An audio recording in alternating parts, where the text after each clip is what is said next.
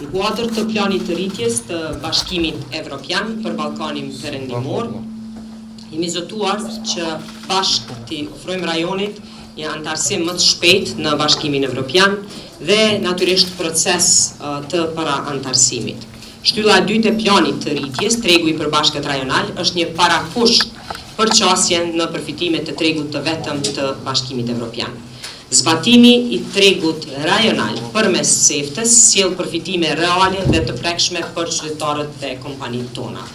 Është detyrë jona si vendimmarrës dhe politikërës që këto rezultate të prekshme dhe këto mundësi reale t'i bëjmë sa më konkrete, të eliminojmë procedurat byrokratike, pengesat apo barierat tarifore apo jo tarifore që ekzistojnë apo kanë ekzistuar edhe në rajon, edhe në raport me qarkullimin e mallrave dhe shërbimeve me Bashkimin Evropian.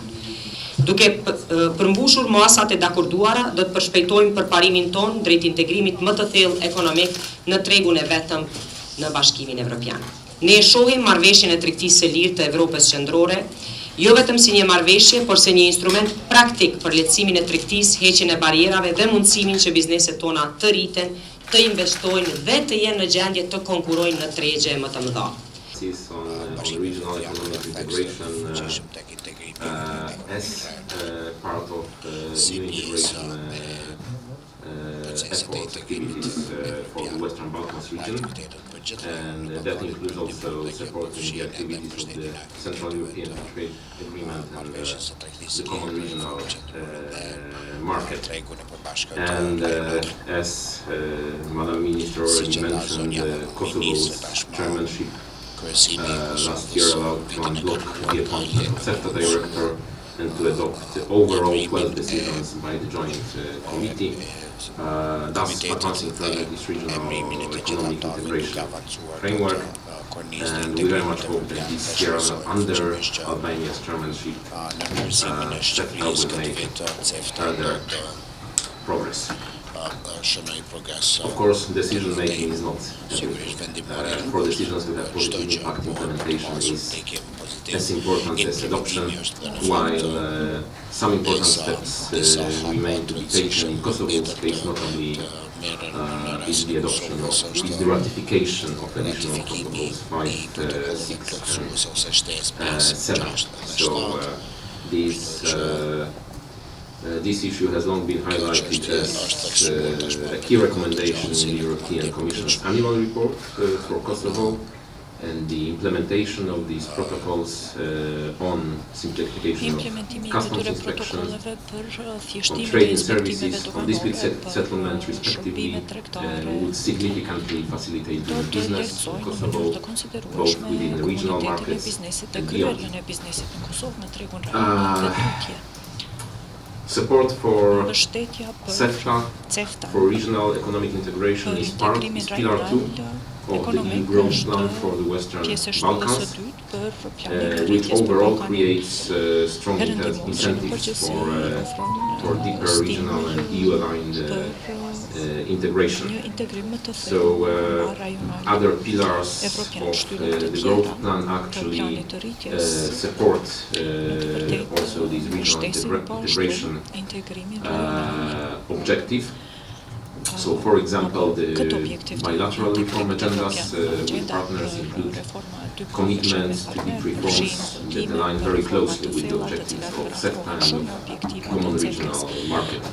And this with the aim and the objective to make trade faster, safer, and impactful for the businesses and also the citizens.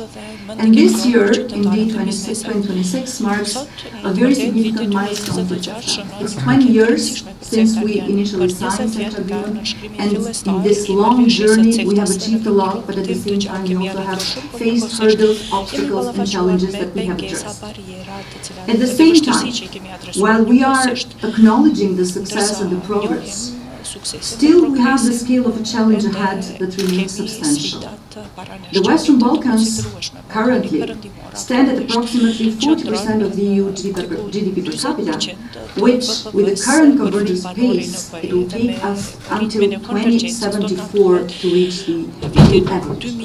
And this is why the acceleration and progress in the regional trade and integration to the EU single market is important and is an imperative for all our economies. We are establishing faster and more predictable trade procedure through trade facilitation measures and green lanes. It was already mentioned the figure on how much green lanes improve trade across the sector parties. Allow me to give you another nice figure. In 2025, around 1.4 million trucks in SEFTA were covered by the exchange of electronic data, and this brought a cumulative waiting time savings at about 12 years compared to 1 year before, which is already showing the importance of facilitating trade across the region. Për komunitetin e biznesit CEFTA përfaqëson shumë më tepër se sa një marrëveshje rajonale tregtare. Ajo është një kornizë praktike që ndikon drejt për drejt në mënyrën se si kompanitë tona operojnë, tregtojnë, investojnë dhe zgjerojnë aktivitetet e tyre në gjithë rajonin.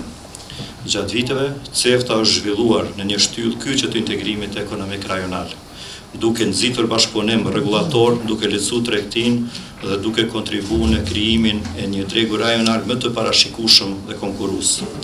Megjithatë, nga perspektiva e sektorit privat, suksesi i CEFTA-s në fund matet me një pyetje shumë të thjeshtë. A bëri kjo më të lehtë që bizneset të operojnë dhe të zhvillohen?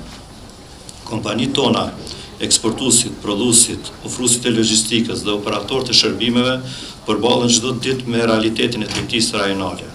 Ato hasin në barriera administrative, honesa në kufi, fragmentim rregullator dhe kosto të panevojshme që kufizojnë potencialin e tyre për të zgjeruar në tregje të ndryshme. Në të njëjtën kohë, ato janë të parat që prekin përfitimet konkrete kur procedurat thjeshtësohen, kur rregullatorët bëhen më koherent dhe kur tregjet bëhen më të qasshme. Kjo është arsyeja pse programet e punës së CEFTA-s kanë një rëndësi kaq të madhe për sektorin privat.